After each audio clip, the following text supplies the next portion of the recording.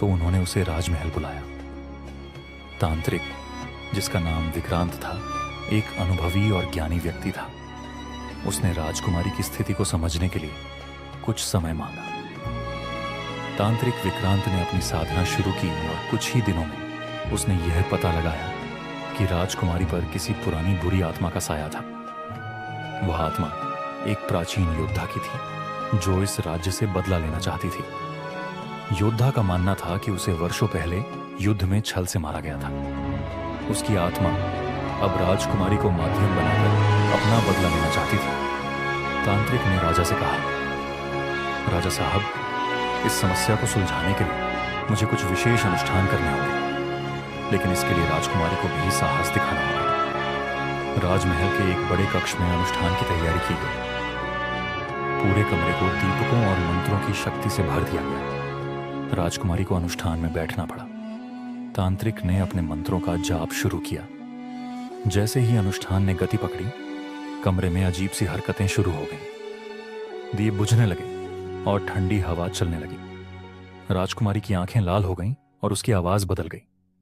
अब वह बोल रही थी, लेकिन उसकी आवाज किसी योद्धा जैसी थी। मैं इस राज्य से बदला लेना चाहता हूं, आत्मा ने गर्जना की। तांत्रिक ने धैर्य नहीं खोया। उसने अपने मंत्रों के जरिए आत्मा से संवाद करना शुरू किया। उसने आत्मा से पूछा, तुम्हें किस बात का बदला लेना है? आत्मा ने अपनी कहानी सुनाई। उसने बताया कि वर्षों पहले एक युद्ध में राजा के पूर्वजों ने उसे धोखे से हराया था। उसकी अंतिम इच्छा अधूरी रह गई थी और इसी कारण उसकी आत्मा भटक रही थी।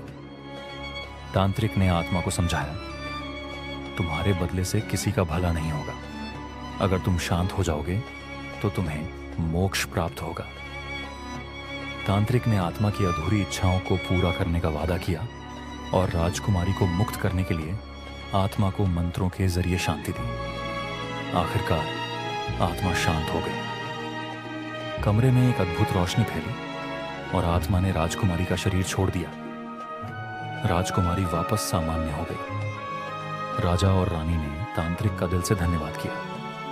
राजकुमारी ने तांत्रिक का आभार व्यक्त किया और कहा, आपने मेरी जिंदगी बचाई।